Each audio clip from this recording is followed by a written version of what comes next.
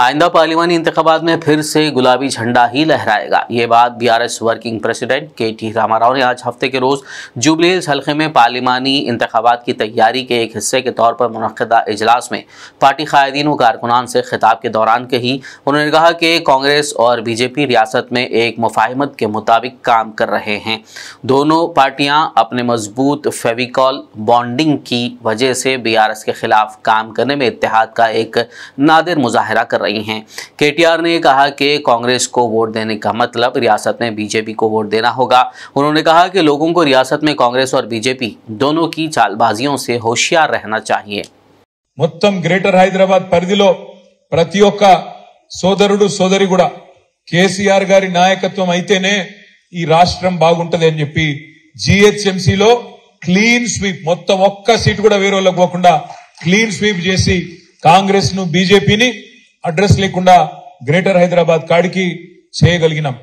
కానీ దురదృష్టం బయట గ్రేటర్ హైదరాబాద్ బయట కొన్ని జిల్లాలలో మనం అనుకున్న ఫలితాలు రాలేదు। అందుకే మనకు 37% ఓటు వచ్చినప్పటికీ కాంగ్రెస్ పార్టీకి మనకంటే 1.85% అంటే చాలా స్వల్ప తేడా। దాంతో వాళ్ళకు కొన్ని సీట్లు జిల్లాలలో ఎక్కువ వచ్చినాయి। మనకు 39 వచ్చినాయి, వాళ్ళకు 64।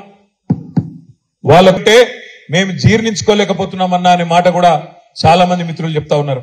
నేను మీ అందరికీ ఒకటే విజ్ఞప్తి చేస్తా ఉన్నా, రాజకీయాల్లో జీవితంలో చిన్న చిన్న ఎదురు దెబ్బలు చిన్న చిన్న సెట్ బ్యాక్స్ తప్పవు। ఈ రోజు మనకు జరిగింది కూడా ఒక చిన్న ఎదురు దెబ్బ మాత్రమే, ఒక చిన్న స్పీడ్ బ్రేకర్ మాత్రమే, అంతే తప్ప దీని నుంచి మన మీద గందరగోళం అయిపోయి మన మీద భయపడి లేదా బాధపడి ఇంట్లో కూర్చునేంత భయంకరమైన ఓటమేమి మనకు జరగలేదు। 39 సీట్లు ప్రజలు మనకు అప్పచెప్పినారు। 39 సీట్లు అంటే 119లో సరిగ్గా మూడో వంతు 1/3 సీట్లు మనకు అప్పచెప్పినారు। 14 సీట్లు మనం స్వల్ప తేడాతో ఓడిపోయినాం।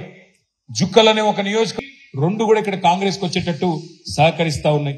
దానికి పరోపకారి సహాయం ఏంది అంటే కాంగ్రెస్ వైపు నుంచి కరీంనగర్ లో, నిజామాబాద్ లో, ఆదిలాబాద్ లో, ఎక్కడైతే ఇలా బీజేపీ ఎంపీలు ఉన్నారో సికింద్రాబాద్ లో ఇక్కడ డమ్మీ అభ్యర్థులను పెట్టి కాంగ్రెస్ పార్టీ వాళ్ళ గెలుపుకు సహకరించే విధంగా ఒక మ్యాచ్ ఫిక్సింగ్ చేసుకొని ఇద్దరు కలిసికట్టుగా పనిచేస్తా ఉన్నారు। దయచేసి నేను మిమ్మల్ని కోరేది, రేపటి రోజున మన గొంతు తెలంగాణ గొంతు పార్లమెంట్ లో వినబడాలి అంటే మన గులాబీ జెండానే ఉండాలి। రేపక్కడ మోడీని నిలదీయాలి అంటే, బీజేపీని ఆపాలి అంటే కాంగ్రెస్ వల్ల కాదు।